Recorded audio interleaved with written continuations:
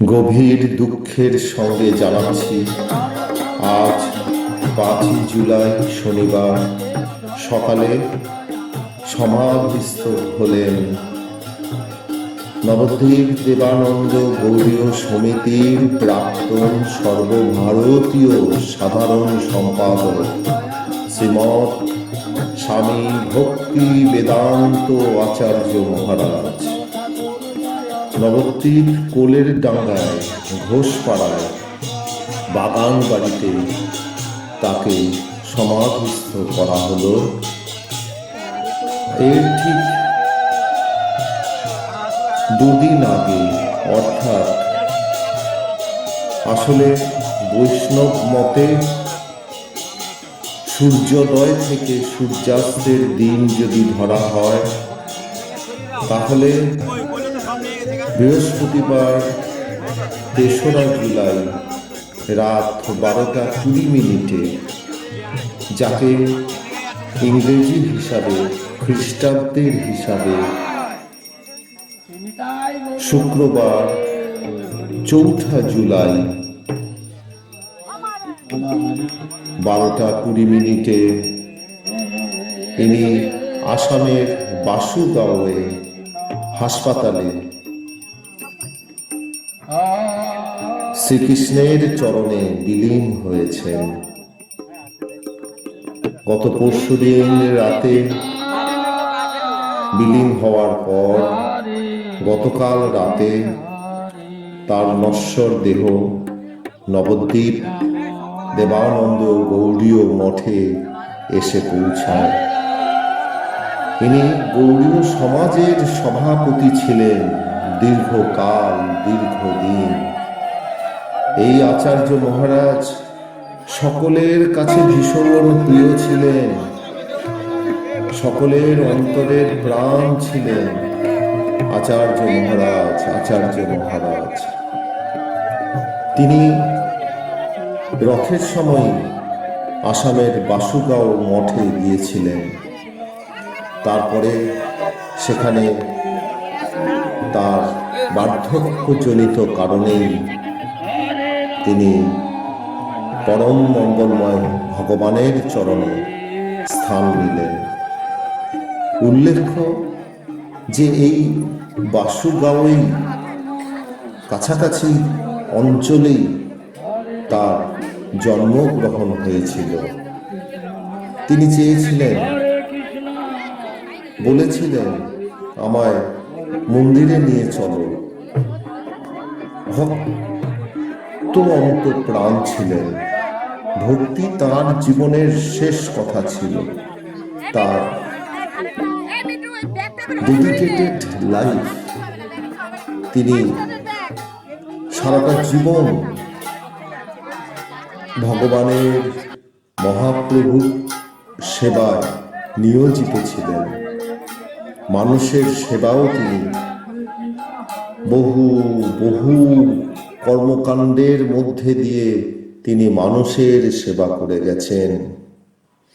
বিশেষভাবে উল্লেখ করতে হয় যে তিনি আমাদের এনটিভি প্রায় প্রত্যেকটি প্রতিষ্ঠা দিবস অনুষ্ঠানে, যে অনুষ্ঠানগুলো সাড়ম্বরে এনটিভি পালন করেছে, সেখানে তিনি উপস্থিত থেকে অনুষ্ঠানের শোভা যেমন বর্ধন করতেন, পাশাপাশি নবদ্বীপ রানীর চড়ার রোডস্থ গানশ্রী অরুণা দাসের অরুণা ঋষি আশ্রমের পরম মঙ্গলময় ভগবানের আবির্ভাব দিবস উৎসবগুলোতেও তিনি উদ্বোধন করে জ্ঞানগর্ভ বক্তব্য রেখে অনুষ্ঠানের শোভাবর্ধন করে অনুষ্ঠানগুলোকে অলঙ্কৃত করতেন। শ্রী গৌড়ীয় বেদান্ত সমিতির মুখ্য সচিব উনি আজকে আপনাদের সামনে অতি সংক্ষিপ্তভাবে বক্তব্য রাখছেন। ধর্মস্য তত্ত্ব নিহিত হ্যাঁ, এই ধর্মের তত্ত্বটা অন্তত নিগ্রহ তত্ত্ব। শ্রীমান মহাপ্রভু, আমরা যেহেতু নবদ্বীপে আছি আর মহাপ্রভুকে কেন্দ্র করেই যখন আমাদের এই বিষয়বস্তু, তখন অবশ্যই তার কথা বলতেই হবে। এনার সর্বোপরি একটি বৈশিষ্ট্য এই,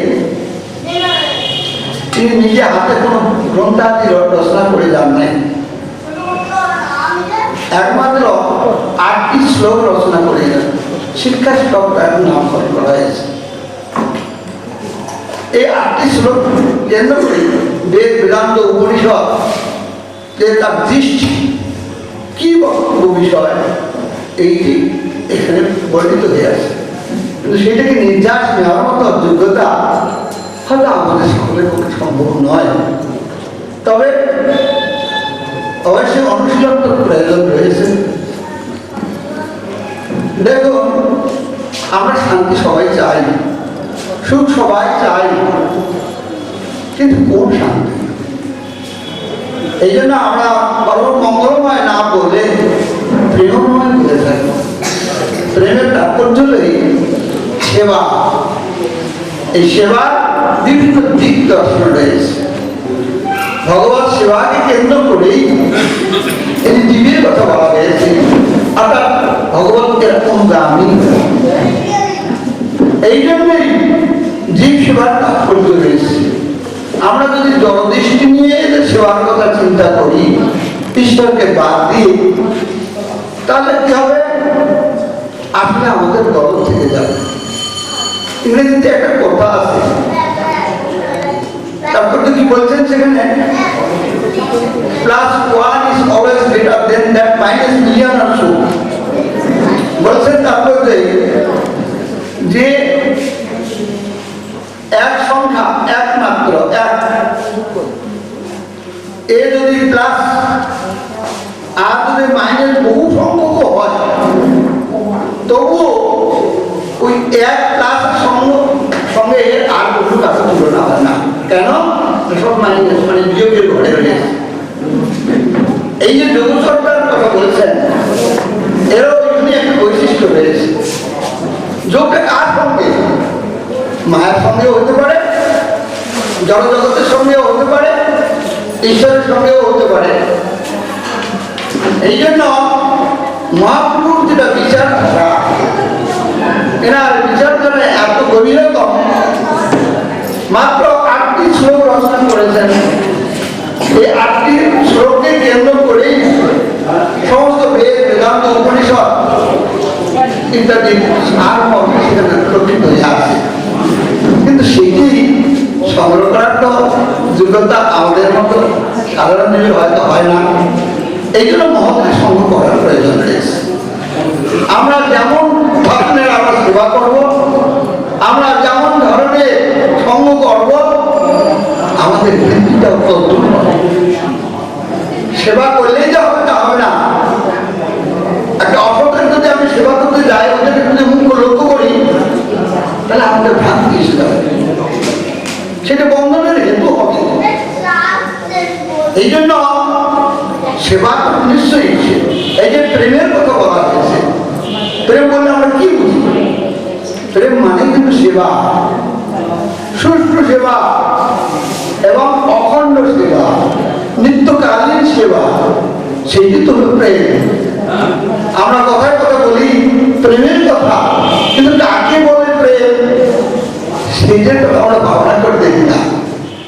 সেই জন্য মহাপ্রভু জগতে এসে, যদিও এটাকে বলা হয়েছে অভিন্ন কৃষ্ণ, তিনি এই ভক্তভাব অঙ্গীকার করে চৈতন্য রূপে জগতে এসেছেন। চৈতন্য শব্দের আরো একটি তাৎপর্য রয়েছে, চেতনতা তিনি, অর্থাৎ কনসাসনেস যেটা দিয়ে দেন, সেটা হলো চৈতন্য। জড় কনসাসনেসের কথা এখানে বলা হয় না, সেটা নিত্য সত্তার কথা বলা হয়। সেই রকম কনসাসনেস আসতে হবে, তবেই সেই চৈতন্য দর্শনের সার্থকতা আসবে, বা তখনই বুঝতে পারবে। জগতে জানার কোনো বহু আছে, তার শেষ নেই, জানার কখনোই শেষ নাই। কিন্তু আমরা যদি একটা একটা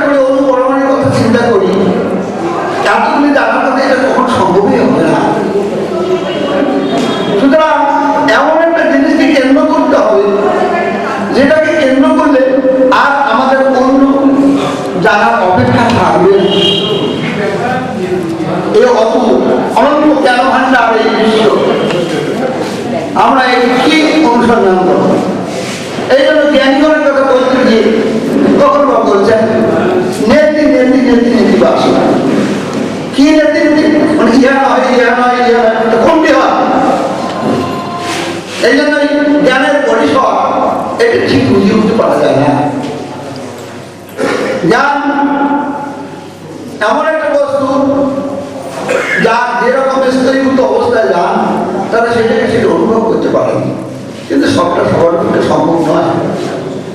এজন্য যে মূল বস্তুকে লাভ করতে পারলেন, যে জ্ঞানটাকে আমরা অন্বেষণা করতে পারলেন, আমাদের আর জানার বাকি থাকবে না।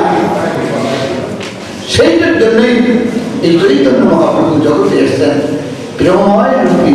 অর্থাৎ এই প্রেম শব্দের অর্থ কিন্তু সেবা, এটা খেয়াল রাখবেন, সেটা আত্মিক সেবা, সেটা দেহ সেবা মুখ্য নয়। দেহ সেবা প্রয়োজন আছে, এটা ঠিক, কিন্তু সেখানে শেষ নয়। সেখানে শেষ করলে আমাদের করবে না। এটা হলো চৈতন্য দর্শনের একটা অন্যতম অবস্থা। আমরা সেবকময় জীবন লাভ করবো, এই জন্য প্রেম মানে তো সব আমরা ভগবানের সঙ্গে প্রেম। একটা আশ্চর্যের বিষয়, এটা কথা প্রসঙ্গে বলতে হয়, আপনারা আমার দৃষ্টিকে মার্জনা করবেন। পৃথিবীতে বহু দর্শনের কথা বলা রয়েছে, সব সরদর্শনের কথাও বলা রয়েছে। তার মধ্যে একটি দর্শন বলা হয়েছে ইন্ডিয়ান ফিলসফি, আর সমস্ত গুলোকে পাশ্চাত্য এবং প্রাচ্য দুইটা ভাগ করেছেন। প্রাচ্য তার মানে ভারতীয় দর্শন, আর সমস্ত হিন্দু এগুলোর মধ্যে সমস্ত জড়বস্তুকে কেন্দ্র করে প্রতিপন্ন হয়ে গেছে। যখনই সূক্ষ্ম বস্তু, তার পাওয়ারটা অনেক বেশি, একটা পাওয়ারের যেমন ক্ষমতাটা অনেক বেশি, এক স্থূল বস্তু সেরকম ক্ষমতা হয় না। সব ক্ষেত্রে এই জন্য বিচারের বিষয় সূক্ষ্ম দর্শনের কথা। এই জন্য যখন আমরা যোগের কথা বলবো, এই যোগের কথা বলতে গিয়েও কার সঙ্গে যোগ হবে, যোগটা কার সঙ্গে রাখতে হবে, যোগযুক্ত। যোগ শব্দের অর্থ যোগযুক্ত থাকতে হবে কার সঙ্গে? আমি যদি মায়ার সঙ্গে যোগযুক্ত হই, সেটা অস্থায়ী বস্তু হবে, পরিবর্তনশীল হবে। কিন্তু নিত্য বস্তুর সঙ্গে আমাদের যোগ হলে এই নিত্যটাই ভগবান। নিত্য নিত্যানন্দ, নিত্য চিরকালীন তিনি নিত্য। সুতরাং সেই দৃষ্টিভঙ্গি নিয়েই আমাদের ভজন মানে কিন্তু সেবা, আমার সেবা মানে কিন্তু ভক্তি। আমরা অনেক সময় ভক্তিকে বলতে যাই, অনেক সময় কেউ কেউ মনে করি ভক্তি মানে ও মাথা ঠুকানোটা না, মাথা ঠুকলে কিন্তু ভক্তি হবে। অসুরগণ তো মাথা ঠুকায়, কিন্তু তাদের আসল বস্তু তারা লাভ করতে পারে না। এই জন্য তখন কথা হচ্ছে সম্বন্ধ। এহেন সত্যিকারের ত্যাগী সন্ন্যাসী আচার্য মহারাজ, যিনি অত্যন্ত ভালো মানুষ ছিলেন, তার সম্বন্ধে বেশি কিছু বলার ভাষা আমাদের নেই। আমরা শুধুই পরম মঙ্গলময় ভগবানের কাছে প্রার্থনা করি যে হে ঠাকুর, তুমি তোমার শ্রীচরণ পাদপদ্মে তোমার সারা জীবন ধরে নাম গান করা, তোমার মহিমা প্রচার করা এই সত্যিকারের সাধু সন্ন্যাসী ত্যাগী বীরকে তুমি স্থান দিও হে ঠাকুর। তোমার শ্রীচরণ পাদপদ্মে তিনি চিরশান্তি লাভ করুন। জয় হোক আচার্য মহারাজের। ওম শান্তি, ওম শান্তি, ওম শান্তি।